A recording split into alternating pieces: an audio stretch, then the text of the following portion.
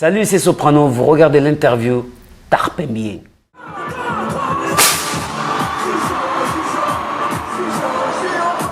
Bonjour Sopra. Salut. Merci beaucoup pour cette interview. Avec plaisir, bienvenue chez nous. Tu seras en concert donc le 18 et 19 juin au Stade Vélodrome pour le Chasseur d'étoiles Tour et tu as en parallèle une série qui est sortie sur Disney+. Marseille, c'est là où j'ai rencontré mes 3 meilleurs amis. Mathéo, 37 283 billets, c'est des vrais chiffres. Neige, C'est la deuxième version qu'il faut garder. Jamali, Mettre de la bonne humeur et un peu de freestyle. On va commencer d'abord par le concert. Alors il reste quelques places pour le 19. Quand tu réfléchis, c'est quand même fou de se dire ça. C'est-à-dire que tu fais 2 dates au stade et Ouais. tu dis bon, il reste quelques places pour une des 2 dates. C'est quand même dingue. C'est un truc de fou, c'est même malade. Surtout que la date du 19, nous on l'a calé pour essayer de mettre un maximum de gens qui n'ont jamais pu venir au stade nous voir. Donc on a invité les associations, les écoles, les hôpitaux. On a essayé de mettre un maximum de gens qui n'ont pas les moyens de venir au stade. On a même baissé les prix, comme ça les gens, c'est un peu plus accessible. Et quand on te dit ça, c'est fou, quoi. Tu avais fait un clip où tu avais volé les clés du stade et où Pape Diouf, à la fin, il te demandait de lui rendre les clés. En fait, maintenant, c'est toi le proprio du stade. Ah non. C'est juste que je ne l'ai pas rendu depuis. Non. Tu avais fait un double. J'ai fait les doubles, mais ce qui est beau, voilà, on a ouvert un peu la porte. C'est trop beau. Il y a 2 semaines, quand il y avait Jules qui était, on avait tous des frissons parce qu'on se disait, oh putain, merde. Il y a encore un jeune de chez nous qui fait un concert au stade. Tu es encore un peu stressé avant de faire un stade ou... Toujours. Ouais, toujours. Il faut. Si j'ai plus le stress, ça veut dire que j'aime plus ça, j'ai plus la passion. Et je l'ai toujours et j'ai toujours le stress. Je me dis, imagine, il arrive un problème. Câble. Il manque un câble. Tu sais, C'est toujours comme ça, tu as une installation, ouais. et il te manque un câble comme ça et tout repose sur ce câble. Mais regarde, tu rigoles. On était à Lyon la semaine dernière. On a fait le stade de Groupama Stadium. Et dès l'intro, le moteur, il faisait tellement chaud, pur. Le moteur d'un des écrans a bloqué. Et il est descendu, il y avait mon frère juste en bas. On s'est dit, oh purée, ça va lui tomber dessus. Bon, après, mon frère, il a des instincts extraordinaires, il n'a plus bougé. Mais tu vois, il peut tout arriver. Le plus important pour nous, c'est que les gens ils repartent en se disant, putain, on a passé une soirée magnifique, on a passé un bon moment en famille, on a rigolé, on a traversé le temps avec les anciennes chansons, les nouvelles, on est content. Est-ce que tu peux nous livrer quelques surprises, peut-être quelques guests qu'on retrouvera sur scène? Alors, il y a un guest que je ne peux pas dire, Ouais. c'est celui de samedi, je ne peux pas le dire. Mais après, bien sûr, il y a toujours les membres des Psychiatres, il y aura quelques membres de la bande organisée. Il y a des gens qui ont fait des feats avec moi qui seront là. Tu sais, le dernier stade, on a ramené les joueurs de l'OM, les légendes. On avait ramené Papin, on avait ramené Boli. Waddle, il a failli prendre l'avion pour arriver, mais à la dernière seconde, il ne pouvait pas. Pareil pour Didier Drogba. Et on avait surtout ramené Ayam. Ayam qui n'avait jamais fait le stade. Pour nous, c'était un truc de ouf. Donc là, il y a des petites surprises. Ouais, plein de surprises qui vont arriver. Tu as rendu un hommage à Gold. Les mains tendues vers le ciel, un peu plus près des étoiles, là où les rêves n'ont pas de frontières.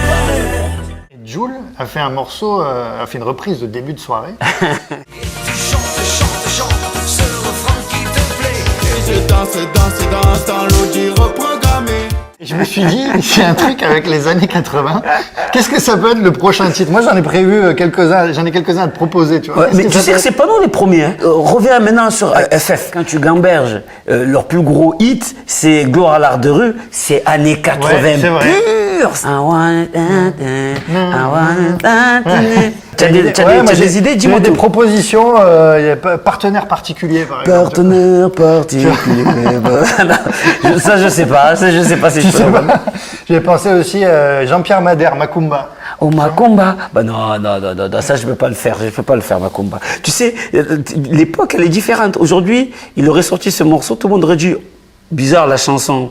Mais alors, tu sais, mais c'est marrant, mais c'est pas bizarre du tout, parce que, mais oui. parce que Macumba, c'est le nom de la boîte de nuit, en fait. Mais je sais, mais dans la tête des gens aujourd'hui, à peine un truc, ça peut partir dans tous les sens. Quand je vois les Disney, quand on m'a sorti La Belle au bois dormant, elle s'est fait embrasser, donc elle n'a pas demandé de se faire embrasser. Ouais. J'ai dit, ah ouais, on est une époque. C'est l'époque un peu tendue. Ouais. Ouais. Voilà, après, sinon, Comme un ouragan, Stéphanie de Monaco. Attends, non. attends, je regarde si ça peut partir avec une rythmique drill ou trap. Ouais. Ça peut le faire, hein. Non. Mais j'ai pensé un jour à prendre les gens m'appellent les idoles. Ça, j'avais en tête ça une fois. Mais on avait repris avec Psychiatre, Mécano. Hijo de la Luna. Ah oui, c'est vrai, ouais. Ouais, on avait pris ça aussi. Ouais. Bon, écoute, voilà, en tout cas, je t'ai livré quelques... Merci. Si un jour, il y a une reprise qui sort... Merci. Tu sais que ça vient de toi. Exactement. Vous direz, c'est moi l'inspiration. Ouais. Surtout comme un ouragan, c'est possible. Ouais. On peut faire un truc avec. Il y a un concert des Psychiatres qui avait été annoncé à Mars Attack en 2020. Il n'avait pas pu se faire. À cause évidemment de la crise sanitaire. Est-ce que tu penses que c'est encore possible qu'on peut revoir, parce que vraiment les gens espéraient. En plus, Mars Attack, il y avait eu FF. Eh oui, juste avant, reformé. c'était un truc de fou frisson. Et là, tout le monde attendait les Psychiatres. Ouais.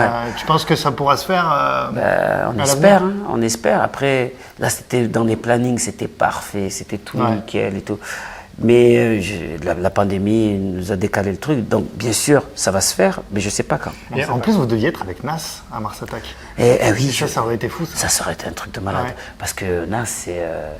quand j'étais ado, c'était un truc de fou. Je pense que les plus jeunes ne connaissent pas forcément. Non. Mais c'est une idole de notre époque, quoi. Boys and girls, listen up. You can be anything in the world, and God we trust. Moi, la première fois que je suis parti à New York, la première chose que je voulais voir, c'était le Queens, parce qu'il y avait Nas et il y avait Mobb Deep. Donc, c'est la première chose. Ne me parlez pas de la Statue de la Liberté. Je veux voir le Queens. Je veux voir Nas. Nas is like. Et dans notre documentaire, la première chanson que j'entends, c'est Nas. Oui, puis en plus, ils avaient fait à l'époque le morceau avec NTM. Oui. C'est que du coup, en France, tout le monde connaissait Nas par rapport à ça. Il y a donc une série, Soprano, à la vie, à la mort, sur Disney+. D'abord, je me suis dit, est-ce que tu n'as pas eu peur que les gens ils confondent avec la série Les Sopranos?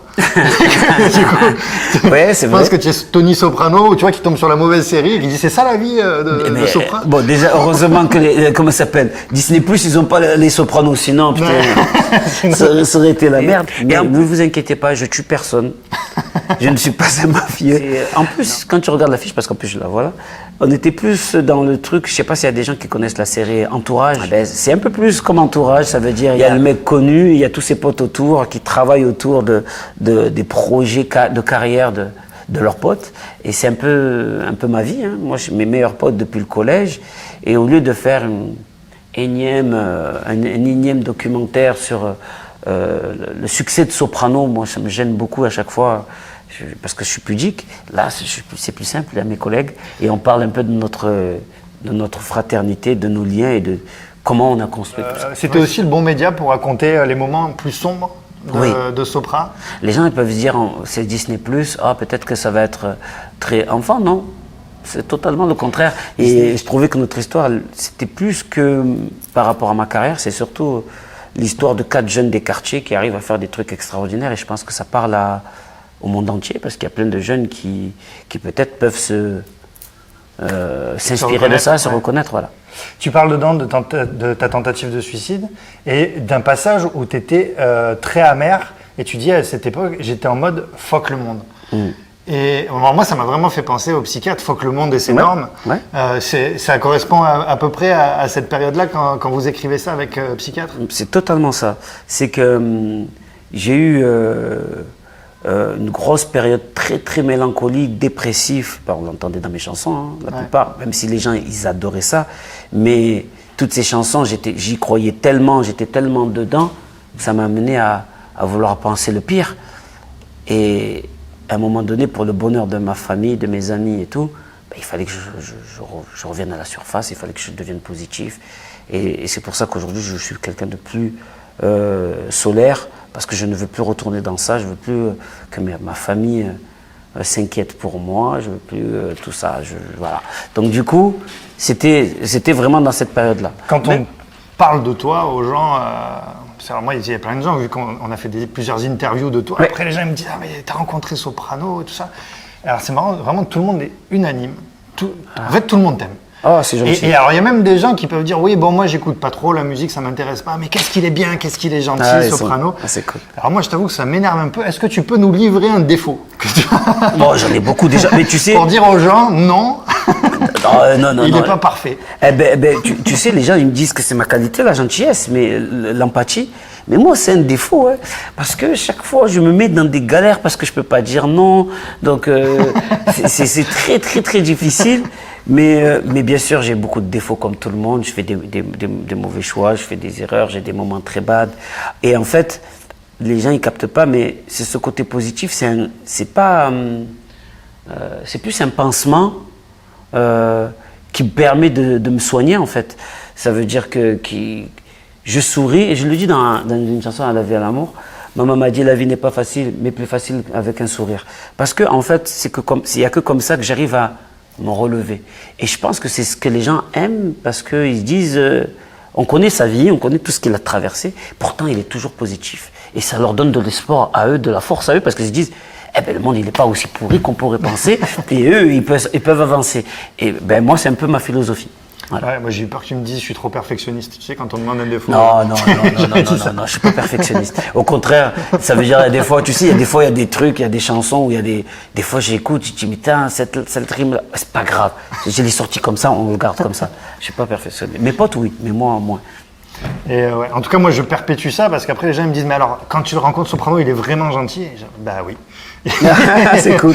Donc je perpétue, on n'a pas le choix, on est obligé. Ah, c'est cool. Avant de se quitter, tu me disais tout à l'heure, hors caméra, que tu as fait plein d'interviews, et que tous les médias parisiens, ils te saoulent avec alors Zidane, est-ce qu'il va aller à Paris? Je dis ça, on a un maillot juste derrière nous. The best. Est-ce qu'on peut leur dire du coup aux Parisiens? Ah moi je suis pas l'agent de Zidane, je sais pas qu'est-ce qu'il veut faire, mais quand même 3 fois on a eu des communiqués qui disent qu'il a dit non. Donc il faut arrêter de nous poser la question. C'est mort les gars, c'est mort. Voilà, faut arrêter. laissez-nous tranquilles, Voilà, laissez-nous exactement. tranquilles. 3 fois il a dit non, il veut l'équipe de France. Et s'il a l'équipe de France, Didier on est content aussi. Hein. C'est vrai. Mais s'il a l'équipe de Didier France, c'était super, mais bon il a fait 10 ans, c'était très bien, une Coupe du Monde, on est content. voilà. Ah ouais, il nous a ramené une Coupe du Monde. En plus même, il nous a ramené plein de coupes à nous aussi à Marseille, tu vois. Donc, mais ce serait tellement beau que Zidane prenne l'équipe de France. Donc on va attendre. Sopra, merci beaucoup. Oui. Je rappelle évidemment, tout le monde peut retrouver ta série Soprano à la vie et à la mort. C'est sur Disney+. Oui. Et ton concert 18 et 19 juin ouais. au Stade Vélodrome. Merci beaucoup. Merci à vous. Franchement, c'était très bien. Ouais.